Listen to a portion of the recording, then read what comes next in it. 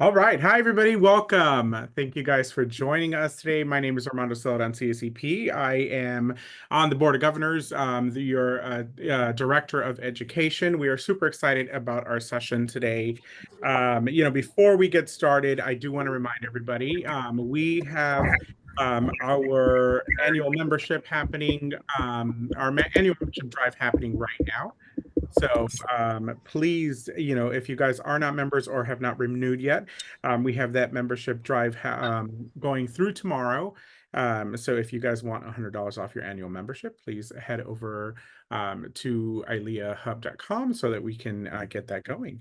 So we're super excited to welcome our speakers today. So Richard and Nigel are here with us. They are going to teach us some great information, some good insight. We have them coming on at the first of the year. We are celebrating a month of creativity. So switching on the creative thinking on our, for your for people turning their ideas into commercial results.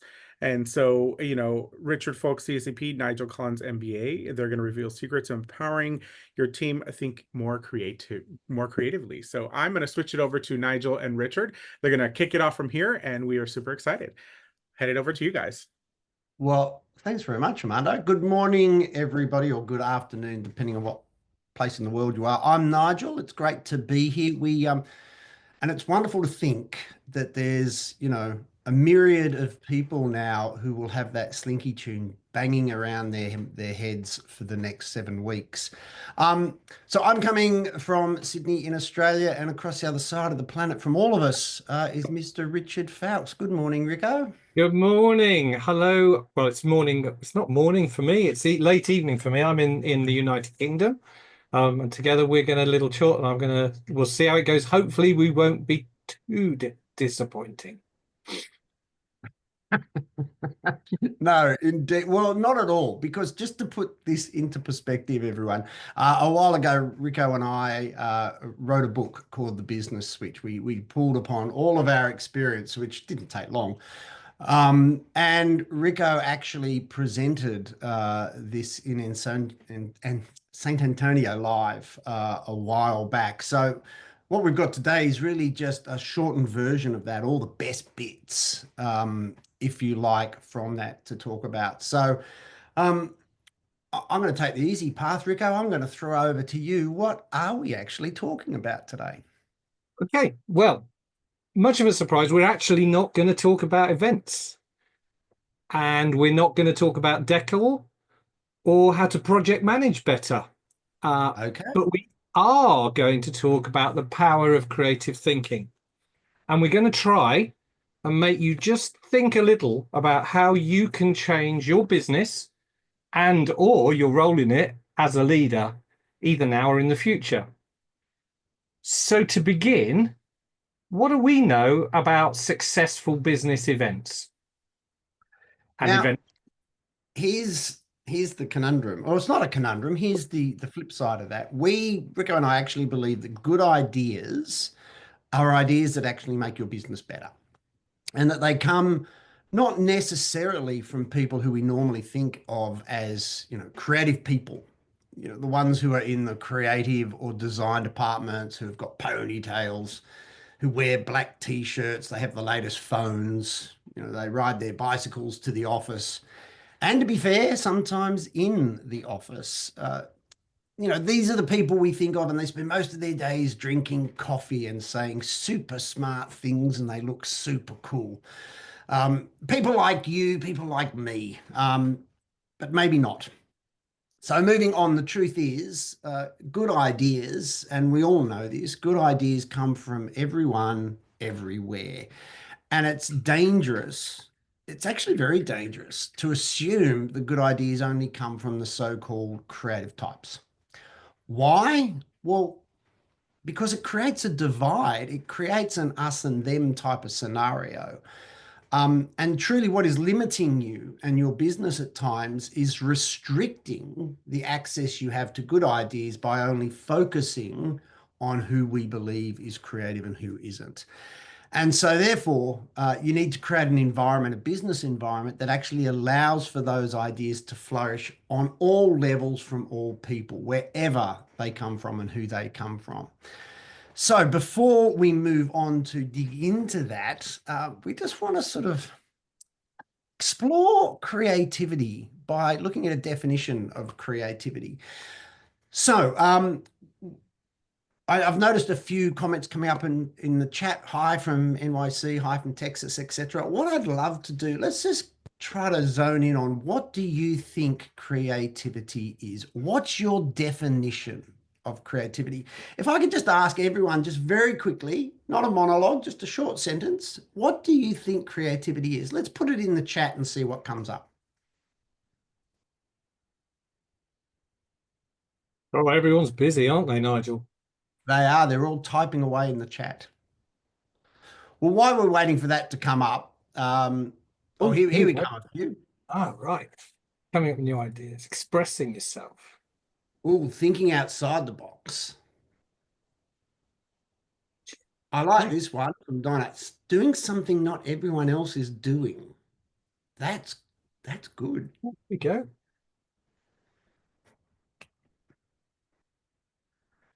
The ability to provide solutions from a variety of perspectives. Ooh, we'll talk about that. Excellent. Okay. It's pretty complicated, isn't it, when you think about it? And this is a actually quite interesting thing to do. If you're suddenly tasked with hosting a brainstorm, just ask the same question. What is creativity? Because then you can just sit in your brainstorm, sit back, let the room go, and you can enjoy the ride.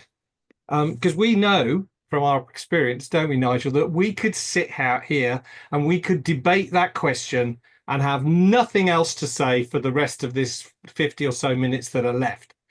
So just if you need to do a creative workshop, start with that question. And isn't it weird? Although people are on the same lines, everyone sees creativity differently. So if you asked us what we'd say is creativity, we'd say, let's ask Google. And we did. And this is what Google says.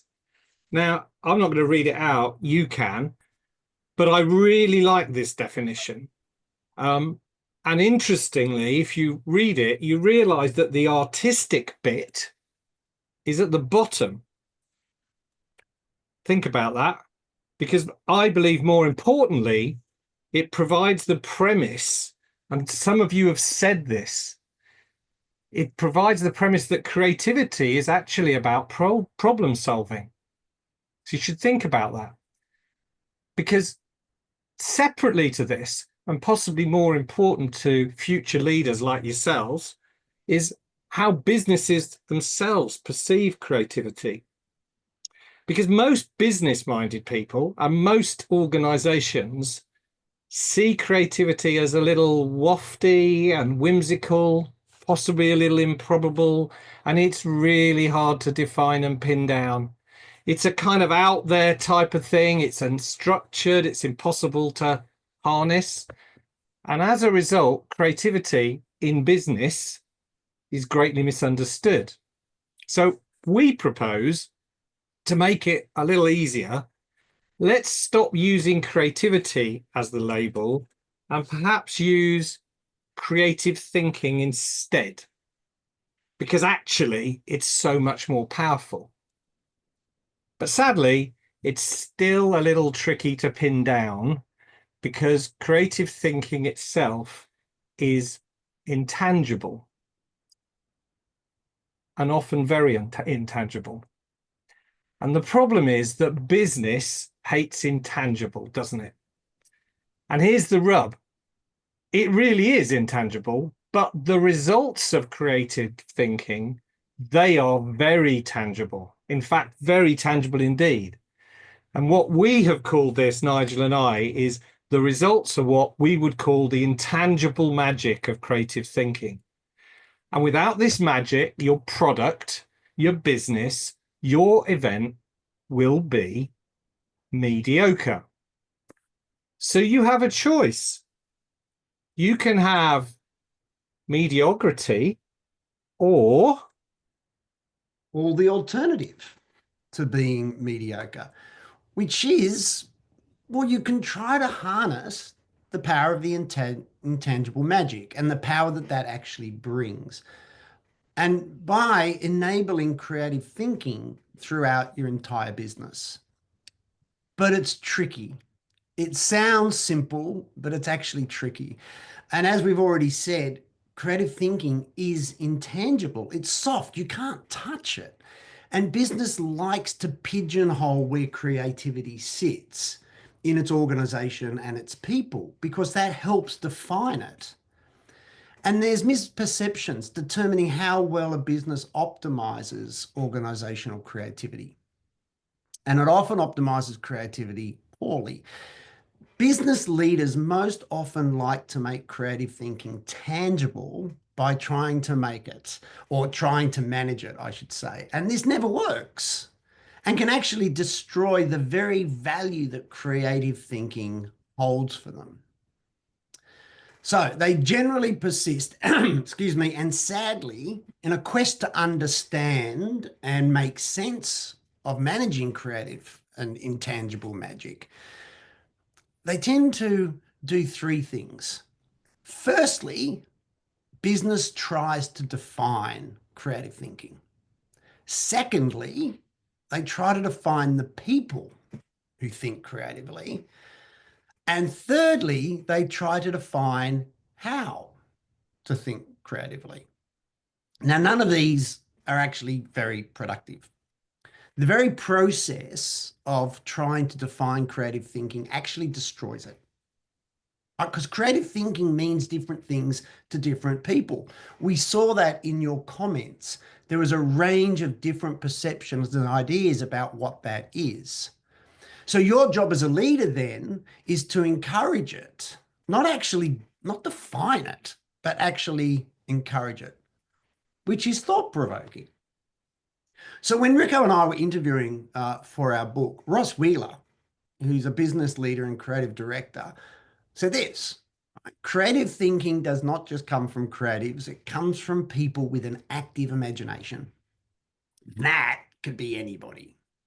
Then a few days later, Simon Badeau from advertising agency Ogilvy said to us, creative thinking isn't a department, it's a mindset. I can't tell you how much I love that. And both of these statements are very, very powerful. And I just really wish it was me that's some way clever enough to say either of those things. So my question to everybody is this: does your business actually recognize and appreciate and behave like these? So some questions. What if you don't try to restrain creative thinking, but simply learn to accept it for what it is? What if you try to understand it more and help your people understand it? What if you come to terms with the ambiguous nature of the intangible magic? And then you can begin to work with it, right? Rather than against it. And you simply need to trigger the intangible magic. So how do you do this? Well, you trigger the intangible magic by encouraging more people, right? In fact, everybody in your business to be asking three different types of questions. Why? What if? And why not? See, it's not just about thinking about a project and being creative. It's thinking about your business.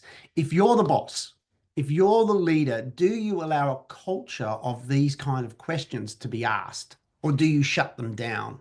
Or do you just not give permission for them? Or if you have a boss, are you allowed to question and truly look for new ways of doing things? When we were researching, we conducted a number of polls and surveys across a wide range of people. And one of the questions that we asked is, what frustrates the creativity in your workplace?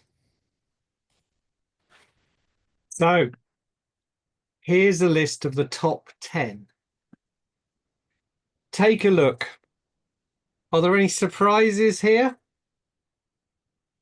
And if you're brave enough to ask yourself if you recognize any of these in your businesses, then the chances are that you are frustrating creative opportunity. And that's quite an interesting term, creative opportunity, because that's creative opportunity provides business success. That's cash.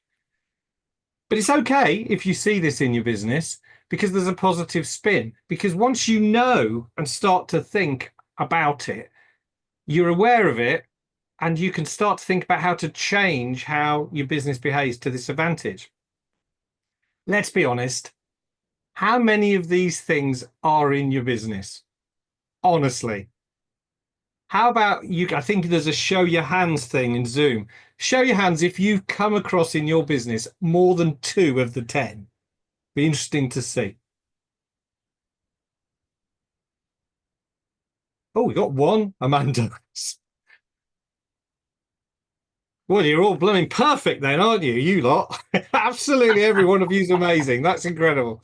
I can be honest, every business I've been in, I've seen these at least 2 times.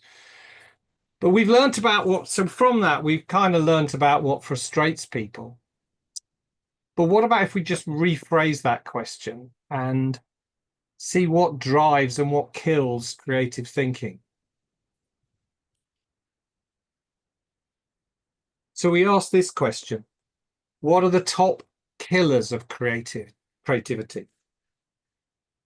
Well, here you go. Here's the top 10 organizational creativity killers. Anything familiar here? Spend a second and just read through. I know Nigel's got some favorites, but my personal favorite is number 6.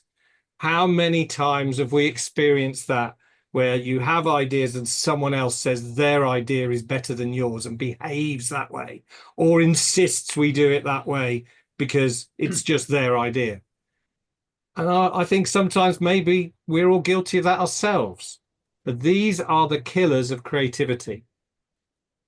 Another way of looking at it. Okay, what are the motivators of organizational creativity? Oh, some hands are going up still. That's great. Okay, here's the top 8 we found, and then we've put those into percentages on the right. So you should see that coming up now. And you see, what's interesting is that people are motivated by different things. So if you're going to help them and lead them effectively, you need to help them be their best and use their talents fully. And you therefore need to understand what these motivations are. And I think it's an interesting list because it's different from what business leaders tend to think people actually are looking for. Look at reward and financial. It's probably further down the chart than most people would think. But to enable for creativity in people to flourish, it is helpful to know what they desire and what they want. That makes sense. Nigel, have you got anything to add on that? Well, it makes absolute sense. And often what happens is we focus on our own ideas or our own motivations, and we fail to look outside of, what's really motivating others. And that's where the gold lies at times, if you can do it. It is. I mean, I like this, and I particularly find that number 3 is actually very relevant because everyone needs to ask themselves, when we get really stressed, particularly doing events, are you ensuring your team are having fun along the way? After all, it's a serious business. And alternatively, are your leaderships ensuring you have fun? I know most of you do because that's the kind of interest. But look how high it is up on the list. So let's shift back to your business, Nigel. So in order to tap into the creative thinking of your team, there's actually 3 areas you need to focus on. The first is leadership, second is culture, and the third is process. And if you get all 3 of those right, there is a beautiful sweet spot right in the middle. So we want to spend a bit of time now and dig into each of those 3. But Rico, what I thought we'd do, and Becky, I noticed you've got your hand up. I don't know if that's a question or left over from previously, but if anybody has any questions at this point before we move on, I reckon just type them into the comments box so we can see them. And Rico, if you're up for it, maybe very quickly we can answer just a couple of questions if they're out there. So we'll give you 5 seconds of silence to type anything in if you've got a question.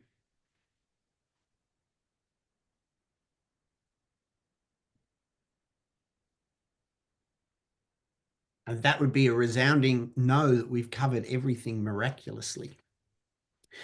Let's start by looking at, oh, we've got a question coming in from Cameron. Thanks, Cameron. What types of industries do you survey when you show the charts? We actually surveyed a range of industries, from, the events industry right the way through to finance, to creative industries such as advertising agencies, associations. So there was actually quite a broad spectrum of industries and different businesses, different levels within the business as well. And the reason for doing that is we wanted to get a really good sample. If we honed in just on one particular industry, obviously, you're going to get a bit of a biased result on that. So, Cameron, I hope that answers that. And Rick, I might throw this next one to you before we move on, just to balance things out. How would you define self-fulfillment from the previous slide? That's actually a great question and a difficult one to answer. Self-fulfillment can be because people just are loving doing their job and they feel that they're achieving things. And I think one of the things that we discovered when we did this is that one of the biggest players is people wanted to feel they were contributing. And actually, as a leader, that's actually quite hard to enable. It's all about enabling people to. So that's how I interpreted it. But obviously, we had to loosely put things into categories. I don't know if that kind of answers the question. I don't know if you've experienced it yourself, maybe, where you think, I really don't want to be here, or I'm not feeling good about it. And it might just be that you're not doing the right thing, or maybe you are, or maybe you're completely fulfilled, or your team Can is. I add to that, Rico? Of course. There's just to get academic on everyone, there's an organization called Mercer that every couple of years puts forward a global talent trends report. They interview over 12,000 people around the globe. But one of the things that came up a year or so ago in their previous report, I think it was that people don't want to work for you, they want to work with you. And the reason that is they're looking to be part of something bigger than themselves. And that relates right back to this self-fulfillment piece, is we don't just want to be ticking off a job. In today's world, more importantly, we want to feel part of something. And, I think this self-fulfillment piece reflects that. Okay, let's move on. Let's start looking at culture, because culture really, on that note, is about your people. And Rio and I always talk about this. We're amazed at the wisdom of a room. You have an enormous pool of talent that can think creatively. And I doubt that you or anybody is actually truly using the creative thinking power of the room, of the people within an organization. So are you tapping into it a little? Or maybe you're just sort of tapping into those who you think are creative. But imagine if you could tap into all of them, all of that potential. And also imagine if in doing that, you could actually put together the right team of people. In other words, tap into the right creative thinking of the right people in your team. And bringing that back, to sort of a creative stance, it's about casting when you think about it. So from experience, getting the right team, and I'm sure everyone here is the same on this, getting the right team on a project in your business or on an event is absolutely paramount.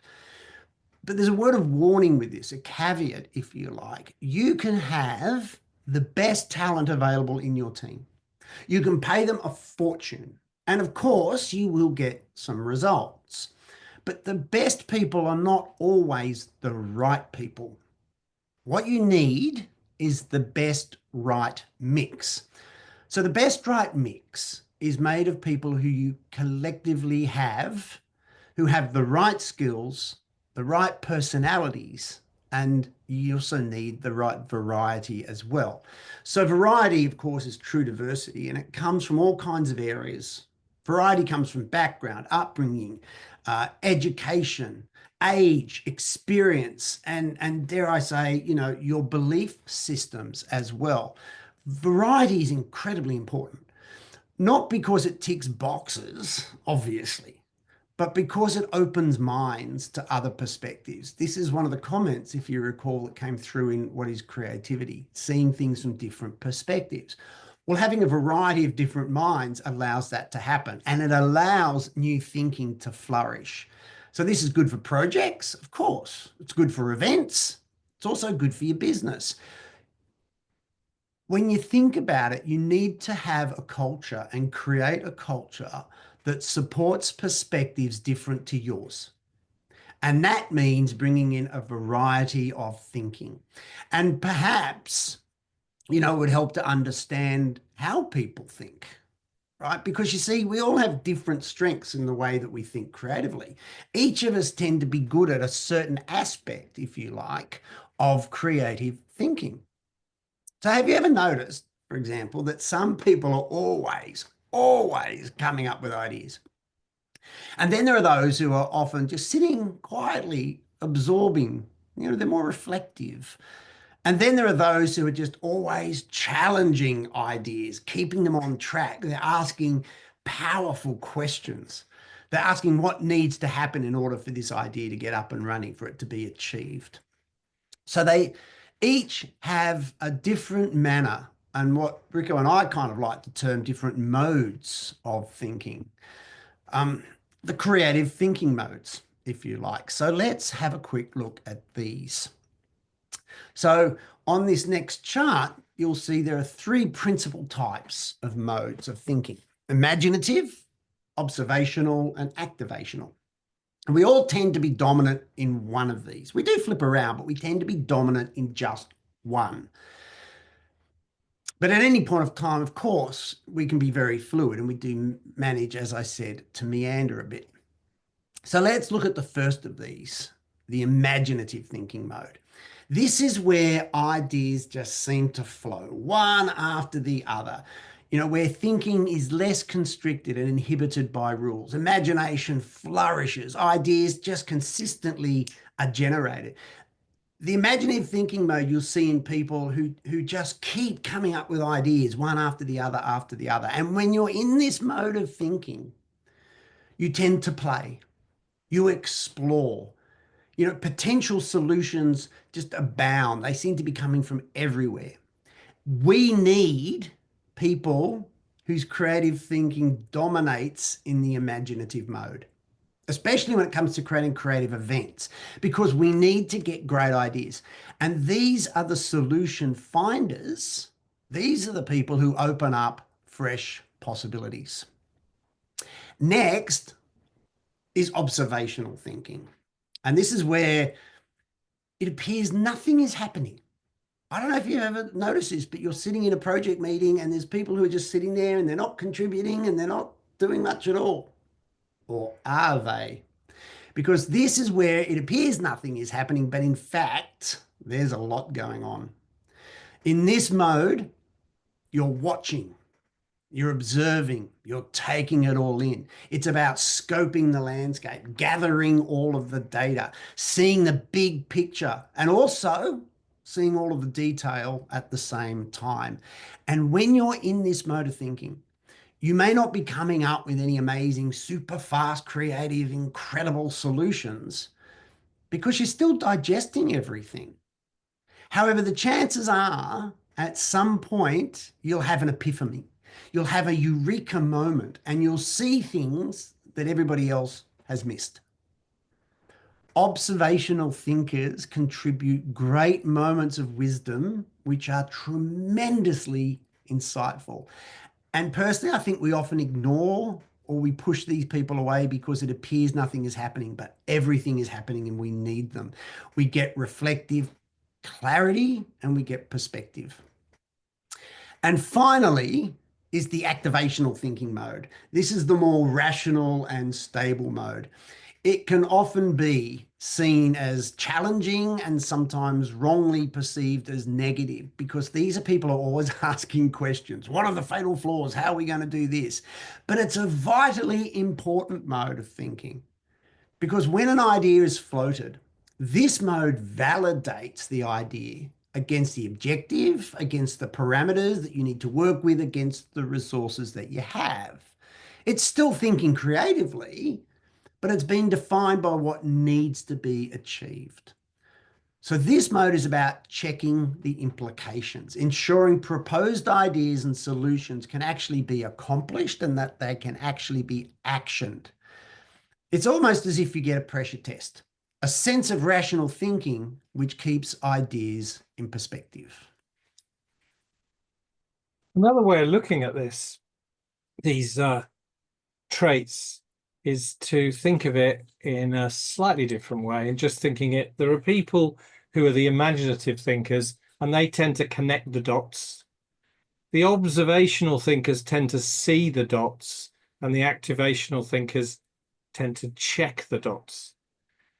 Collectively, and going back to casting, you want a mix of people who sit in these different zones. And as Nigel said earlier, that everyone flips around with these ways of thinking, but we all individually have one that we're a bit stronger in. And does that make sense? And have you thought about which might be, of these three, might be your dominant role, where you are at your best? Hey, Have a think about that.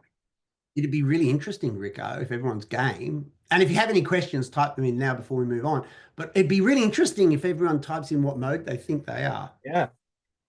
I'm going to put mine in so that everybody knows, because I'm definitely dominantly one of those modes.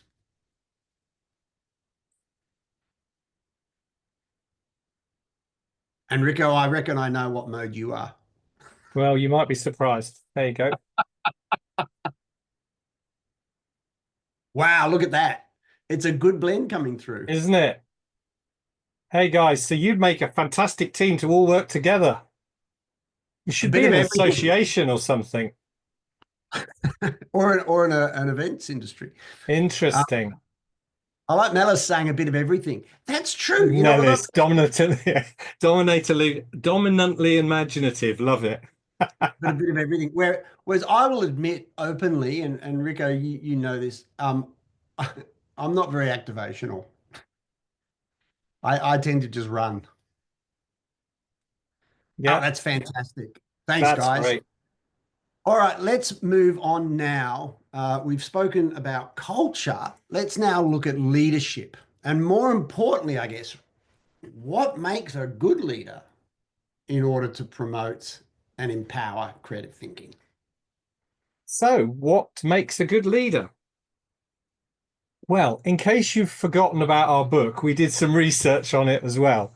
And we asked team leaders across a number of industries, literally from automotive at one end, with all of the clients that we've worked with in the past, through to pharmaceuticals and everything. And we asked the teams, what makes them a good leader? And what was interesting is we found 6 common traits of good leaders. And these are them. A good leader provides stability and takes responsibility. Good leader provides guidance and direction.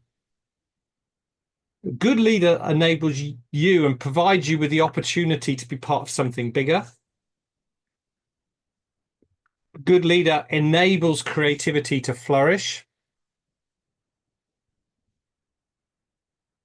A good leader has skills that you don't. And probably more importantly, a good leader recognizes that you have skills that they don't. It's worth just spending a few minutes and think, well, not even a few minutes, a few seconds, just to reflect on those and actually just think, how do you measure up on those 6 things? As a leader or a prospective leader, do you see areas where you instantly know you're brilliant at and others where you're not? But these are the traits that come out of research, albeit our research. I think the important thing is to remember that as a leader, you need to fulfill your team's needs. Surprisingly, we also learned that leaders have common personal traits. These are business traits. I suppose you'd be interested in seeing those. Let's hope so, anyway. And this actually was interesting. Honestly, it really was. The common traits are as follows. The personal traits is they have a strong sense of who they are. They generally have an interesting mind and a way of thinking that makes people want to follow them and engage with them. This one I found really interesting. They're strongly protective of their team and are proud of them. They have an ability to build a community and make it very social and bring people into it. But also, they have the ability to tell it like it is, because sometimes you have to. They have the ability to help people develop. Again, quite a lot of food for thought here. And how honestly do you think you perform? I looked at this and thought, I need to brush my game up a bit, I think.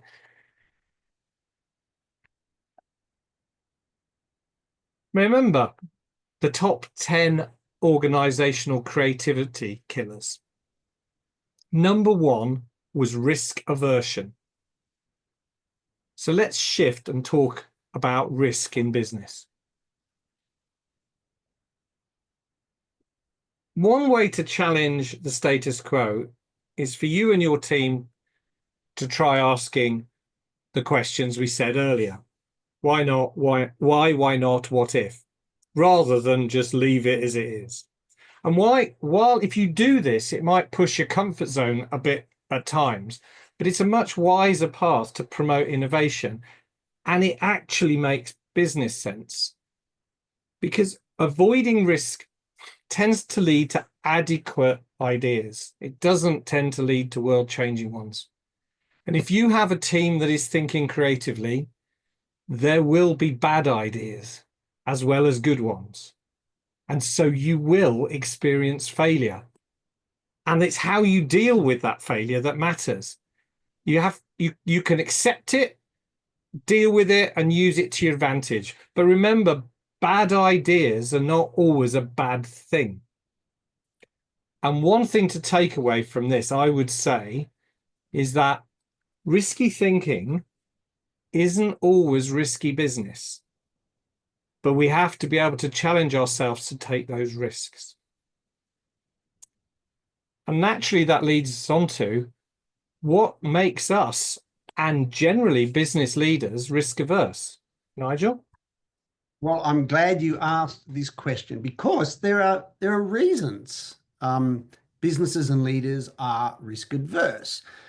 And really, you can place those into 3 different areas. Firstly, there's the fear of change, right? The tried and tested, I'll start again. The tried and tested road to success, is proven. It's proven to work, and deviating off that is seen as unsafe. So we don't want to disrupt the status quo. It's risky. But guess what? In today's world, more than ever, maintaining the status quo is the biggest risk you can actually take. Putting it simply, you can't just create new stuff. You can't create new stuff if you're holding on to the old stuff. The second area of fear, and why we become fear adverse, is fear of ridicule. There's egos in the way. We've all been there, sitting in a client meeting or a brainstorming session, and someone has a brainwave and they voice their idea only to be shot down in flames and told, that'll never work. Well, what happens? That person's creativity is now completely shut down for the meeting, and maybe for the rest of the month, maybe even longer. And you're not going to get another idea out of them. Worse still, everybody else in that meeting now shuts down out of fear of also being ridiculed, because they don't want to be next in the firing line. And we've all, I would assume, experienced this or been in meetings where this happens. And there's a third area, and that's the fear of upsetting others. People fear upsetting their peers, their superiors, and their clients. Of course, we all like to be liked. We all like to be recognized. We saw that in the surveys. And it's true for nearly all of us, right? The prospect of an unhappy client or an unhappy boss or an unhappy TD is way too much to bear at times. And pushing the creative envelope and coming up with challenging ideas does actually risk upsetting people. So the fear of upsetting people can, and it actually does, inhibit innovation.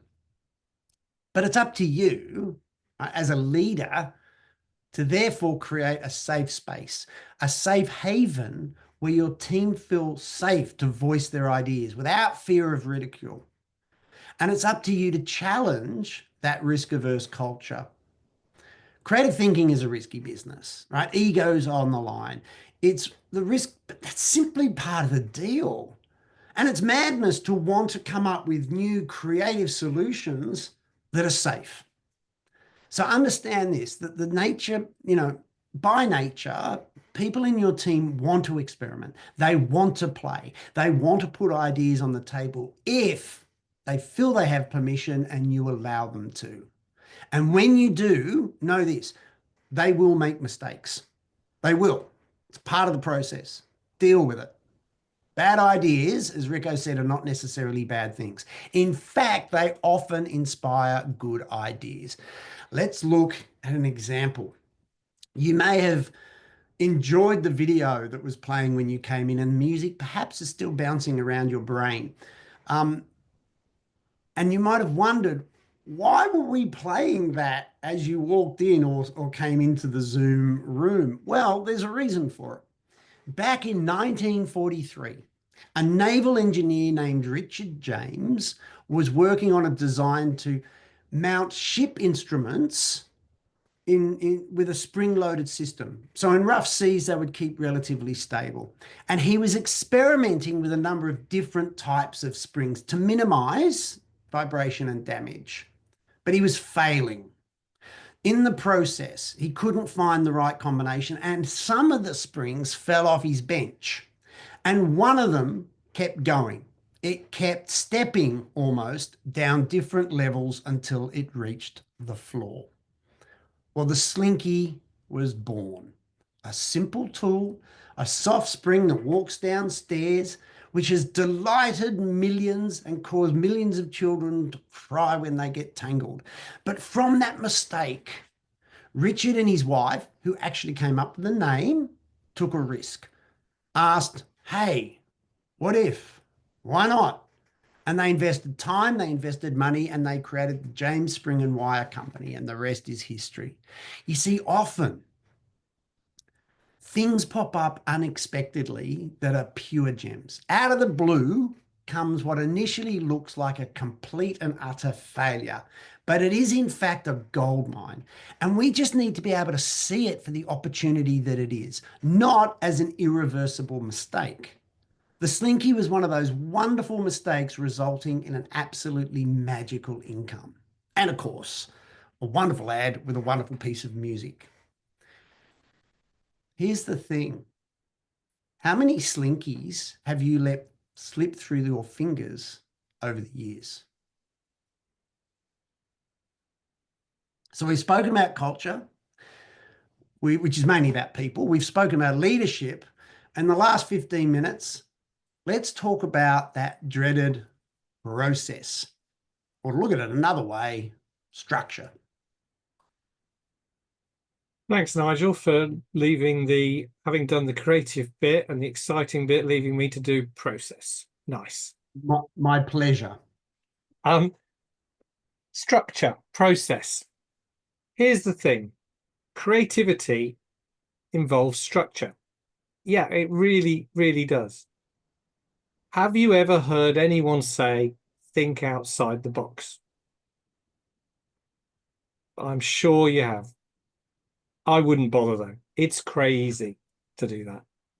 Spend a bit more time defining the box and then think completely freely within it.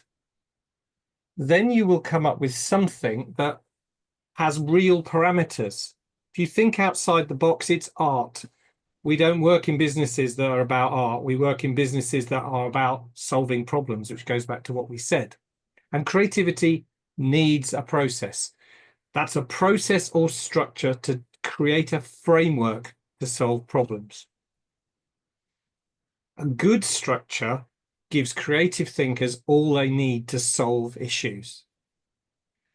Some of the world's most widely respected advertisers, marketers, PR people have been brilliant at this for years, and they have creative processes. And this is important. They sell the processes as much as they sell the creativity itself. I'll say that again. They sell the process as much as they sell the creativity itself. Does your business? Think about it. Structure and process doesn't work for creative people, I hear people say. You ever heard it? Do you believe it? Let me give an example. Does anyone know what this bridge is? For those that don't, it's the Alamillo Bridge, which is in Seville in Spain. And it was designed by one of the most famous bridge designers, a gentleman called Calatrava, Santiago Calatrava. It's a cantilever spar, cable-stayed bridge with no backstays or anchorage. It's 250 meters long, which is 820 feet in real money. It's 140 meters high, 450 feet high in real money. And its tower is inclined from horizontal by 58 degrees.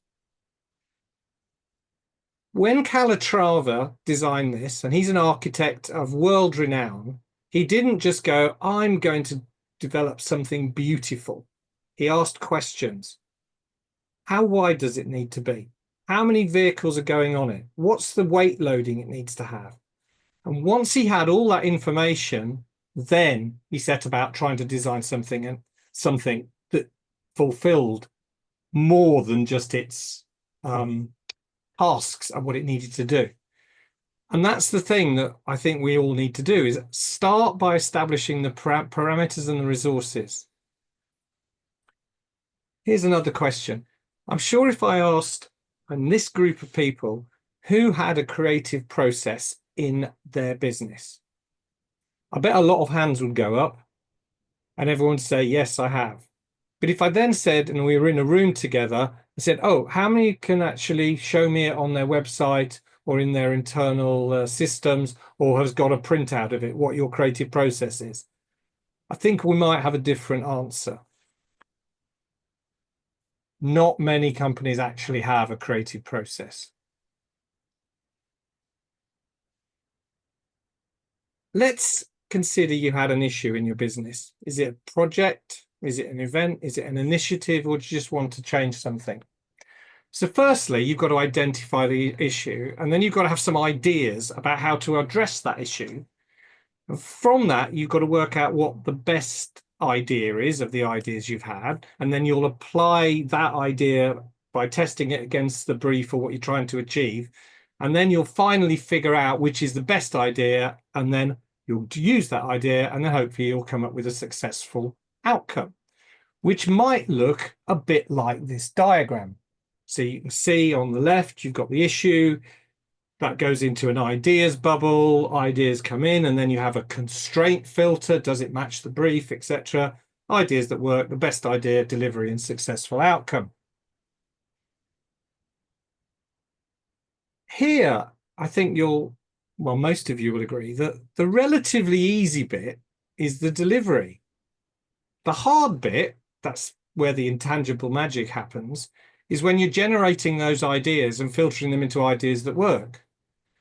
The challenge for many organizations is not properly identifying the real issue at the beginning or fully understanding the constraints that need to apply. So the generation of ideas and their filtration is the big part of the challenge. And creativity works best with clear direction. Or simply put, it's difficult to come up with ideas if you're not actually very sure what the problem is. One way to stop innovation in its track is to be unclear and uncertain about what you're trying to achieve. And I'm sure many of you have got clients that have experienced this. Or you go to a client and you say, well, what is it you want to do? And they don't actually tell you. And they say, well, oh, you'll sort it out. And it makes it difficult because briefs and objectives just aren't conveyed simply and concisely. You may think you have a simple objective or brief, but because everyone has different points of view and different ways of thinking, they may interpret what the objective differently. And that means you're all working towards a different end. I can't tell you how many agencies I've been to and asked for a copy of the creative brief, for say like an opening film. And they look at me and say, well, it's not written down, but I just kind of want it. And you then try to feed that into a creative team and they just laugh at you. So strangely, if you want innovation from fresh, unique, and fit for purpose ideas, you need to be able to simplify and clarify from the start, which is about being concise, being clear as possible. Make sure the brief, assuming you've written one or your client's written one, is easy to articulate and clarifies the parameters and resources as well as the desired outcome, actually ensuring everyone understands the heart of the matters. And then you just throw that into the ideas box that we talked about here and let it be free. That's the thinking inside the box and see what comes out. So the interesting part again is that the most challenging part and the bit the client most values actually happens on the left-hand side of this chart before the delivery. And yet in a lot of businesses, all the money is made in the right-hand side of the chart. And I just would ask, is that the best way to make money in a business? Food for thought.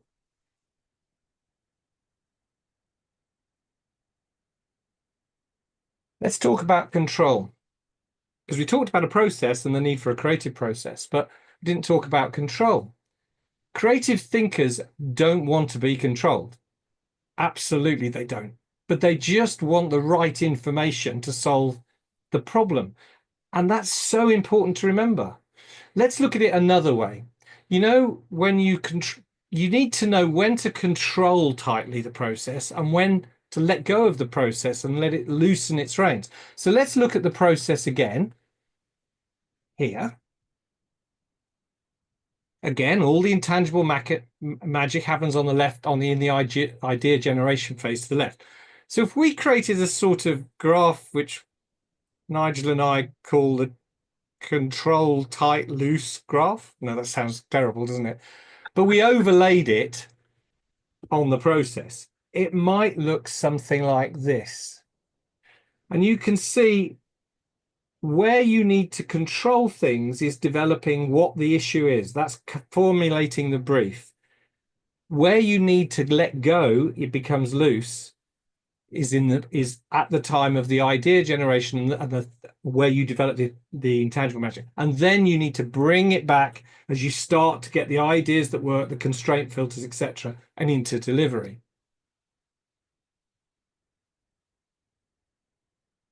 Who would have thought the need for a tight, loose graph? As we're nearing the end of the session, I'm going to leave you to decide whether it's best to be tight and when it's best to be loose. But I think this graph helps. Nigel. So, bringing that all together, we've covered a lot of ground. And to help you switch on the creative thinking of your people, and in doing so, of course, add value to your events, for your clients, and of course, to your business, really, when you think about it, all you have to do is do these things one step at a time. See, it sounds like we've covered a lot. It sounds big, but it's actually not that difficult. And it's not that difficult for a very simple reason. All you have to do is inspire just one person to think more creatively, to believe their ideas are of value, and in your business to think more creatively. Dare I say, just believe in your own innate creativity. And if we can just inspire either ourselves or one other person, then the journey will start. And if you can inspire more people in the same way, and they can inspire people as well, the momentum grows.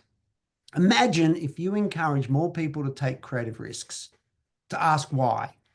Why not? What if? Instead of hanging on to the status quo. Imagine if you gave more people permission to throw possibilities and ideas around as if they were in infinite supply. Imagine if you created an environment where thinking creatively was recognized as something everyone can do and does every day, that it's simply just part of the way you do business. Simply put, you can inspire people to be their best, or you can point them towards mediocrity. Don't do it overnight. Just do it one step at a time, and you will switch on yourself and your business. Do you think it makes sense? Do you agree?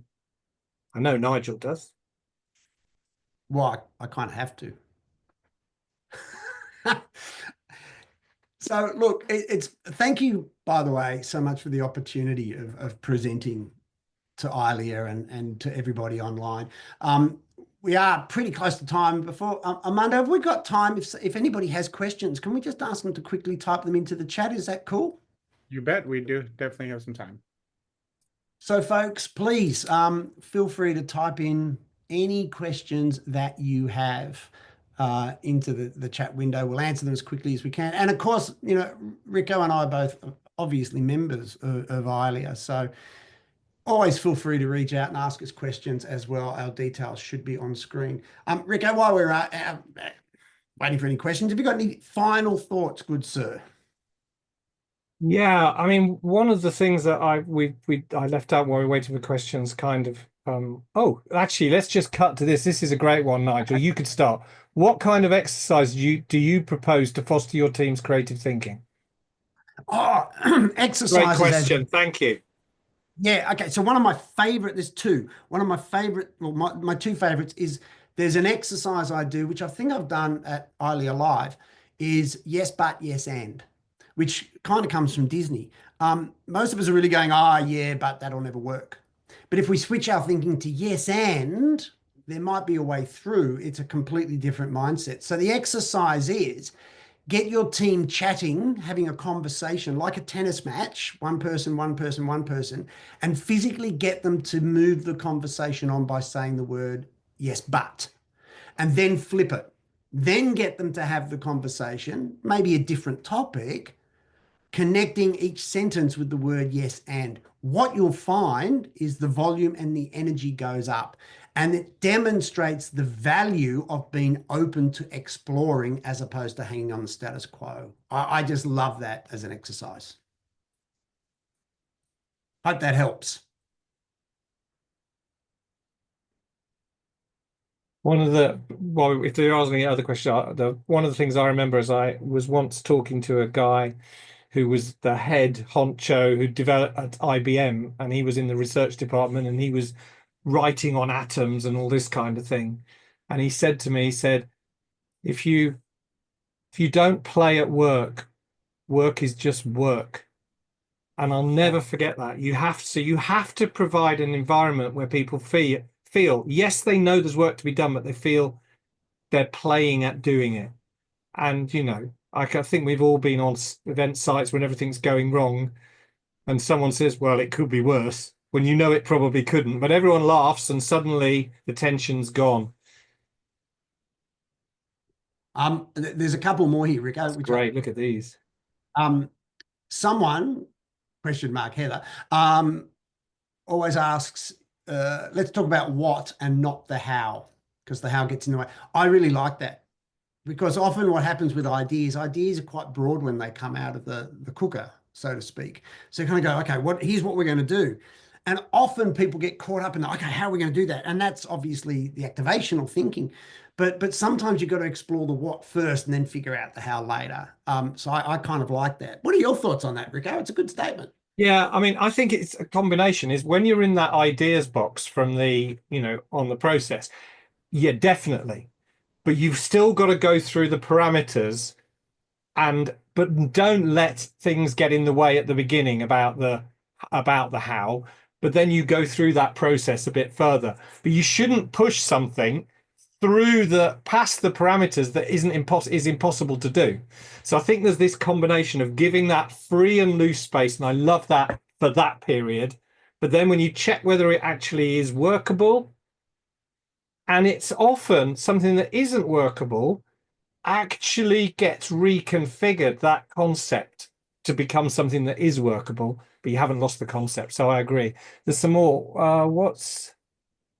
What's a quick reassuring response to get someone to collaborate who tells you, well, I'm not the creative one? Oh, what a great question. Look, Go on, then you there's answer that. Yeah, okay. Look, on a larger level, that really comes down to culture and leadership in many, many ways.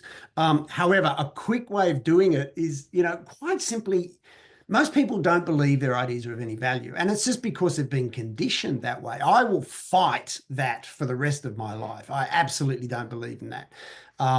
So we need to encourage people to believe their ideas are of value. So I think one of the best ways of doing that is go, good, I'm not looking for those wacko creative ideas. I just want to know what you're thinking. What would you do? Just bring it down, because it's not the fact, it's not really about they don't think their ideas are good enough. They just don't think you're going to hear them, or they just don't think they're creative. So take the creative out of it. Just go, yeah, cool.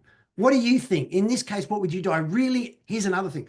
I really need some different perspectives on this one, and I value your experience. And that way you're coming at it from a different angle. I Rico, remember one of my learnings, Nigel, was sitting in a very big meeting for a very big project, and there was the head of finance in the room, and the meeting was going on. And at one point, I turned to him and said, "Well, what do you think?" And he said, "Well, I sit in a lot of these meetings." And this is a long time ago, and it suddenly dropped into my mind that there's a man, he's responsible for the money, but he sits in hundreds of these meetings with all the creatives. And so he gets a sense of when it's a good idea and when it isn't. He might not come up with the idea, but he might go, that's a good idea. And I think just asking someone else's perspective, wherever they fit, brings them into the game. What's your perspective? When casting, do we have ways of finding out what kind of creative thinker someone is? Nigel? It's a blend. Remember, it's the best right fit. And there's really no diagnostic tool that I know of. I mean, we can do, DISC and strength analysis and all that sort of stuff. But, through talking with people and understanding people, you'll get a feel pretty quickly as to where they are. Plus, when you're putting a team together, normally the team is a blend of people you've worked with or people you know. So you've got a pretty good understanding of their mode.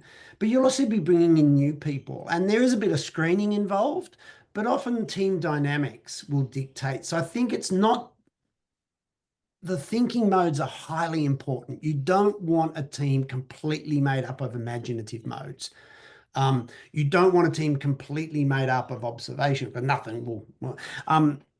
So you do need the blend, but it's one consideration, because you also need to look at experience. You also need to look at team dynamics, the relationships that are going on, the communication that's going on. You also need to look at the experience and the skill base. We spoke about variety, that's important as well. So there's a lot of dynamics going on. So it's one element that you do need to consider. And if it is out of whack, then you don't want to go there. Fantastic. Thank you, guys. We really appreciate, everybody jumping on. Thank you, Nigel. Thank you, Richard, for jumping on. This was super insightful. I took away a bunch of notes from it. So thank you so much. If anybody, has any questions more for Richard or Nigel, you saw their contact info there. We really appreciate you guys joining us for this session. We, again, thank you all and have a great day. So anybody, if you guys need anything, feel free to reach out to your Board of Governors or anyone on this call, and then we can jump right in. Thank you again. We appreciate it. Thanks all. Bye. Great day.